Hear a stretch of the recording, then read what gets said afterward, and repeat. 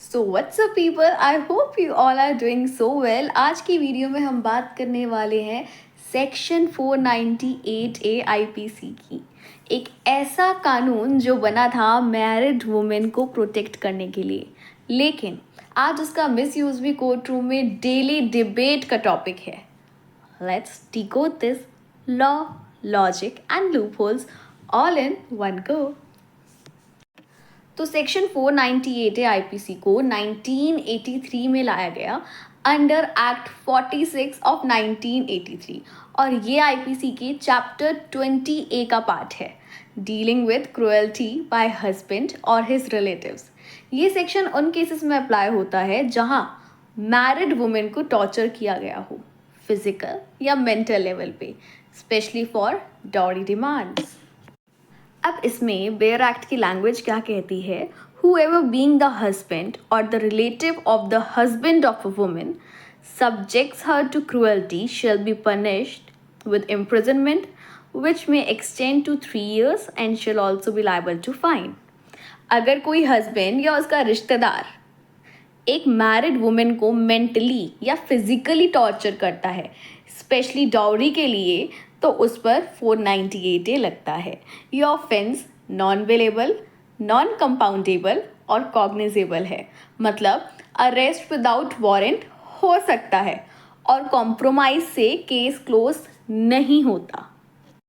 तो इसके पहले कुछ एसेंशियल इंग्रेडिएंट्स देखते हैं। वुमेन लीगली मैरिड होनी चाहिए, क्रुएलिटी होनी चाहिए, फिजिकल इंजरी या mental harassment. Cruelty dowry demand से रिलेटेड हो सकता है या जनरल टॉर्चर भी। अक्यूज्ड हस्बैंड या उसका रिलेटिव होना चाहिए। तो क्रुएलिटी का मतलब सिर्फ मारना पीटना नहीं होता, emotional abuse, verbal torture, threats, स्त्री धन वापस ना देना, ये सब भी आता है क्रुएलिटी के अंदर। लेकिन जहां इस सेक्शन ने हजारों औरतों को इंसाफ दिलाया, वहीं दूसरी तरफ इसका मिसयूज भी कोर्ट में बार बार सामने आया। सुप्रीम कोर्ट ने तो एडमिट भी किया कि कानून का इस्तेमाल सुरक्षा के लिए होता है, बदला लेने के लिए नहीं। कई बार ईगो क्लैश, फेल मैरिजेस या पर्सनल ग्रजेस की वजह से फॉल्स 498A के केसेस फाइल किए जाते हैं, जिससे इनोसेंट मेन और उनकी फैमिलीज पूरी बर्बाद हो जाती हैं। तो चलो इसको थोड़ा इम्पॉर्टेंट केस लॉस के साथ समझते हैं। First case is Joshi versus state of Haryana. ये 2003 का केस है। इस केस में कपल के बीच डिस्प्यूट था, एफआईआर लॉन्च हो गई, लेकिन बाद में दोनों पार्टीज ने कॉम्प्रोमाइज़ कर लिया।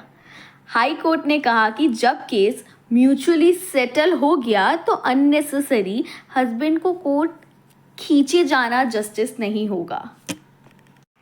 इसीलिए ही उन्होंने सेक्शन 482 सीआरपीसी के अंडर केस को क्वैश कर दिया।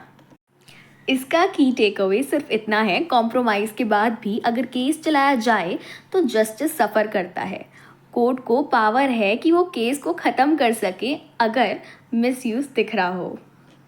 सेकेंड और बहुत ही important case, Raj Malik versus Sunita Malik 1986।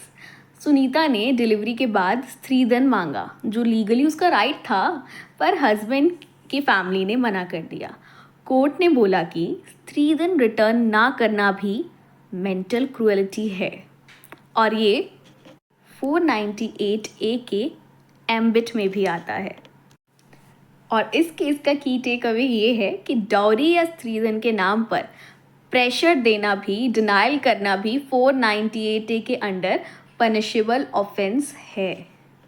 Third and the most important case is Mahalakshmi versus state of Karnataka 2022। Wife ने एफआईआर फाइल की, लेकिन हस्बैंड ने बोला कि फॉल्स एलिगेशंस हैं। कोर्ट ने रेफर किया Anish Kumar versus state of Bihar case, जहां एससी ने क्लियर किया कि सिर्फ एफआईआर फाइल होना ऑटोमेटिक अरेस्ट का रीज़न नहीं हो सकता। पुलिस को ड्यूटी है कि वो इन्वेस्टिगेट करे पहले, बिना प्रूफ के अरेस्ट करना गलत होगा।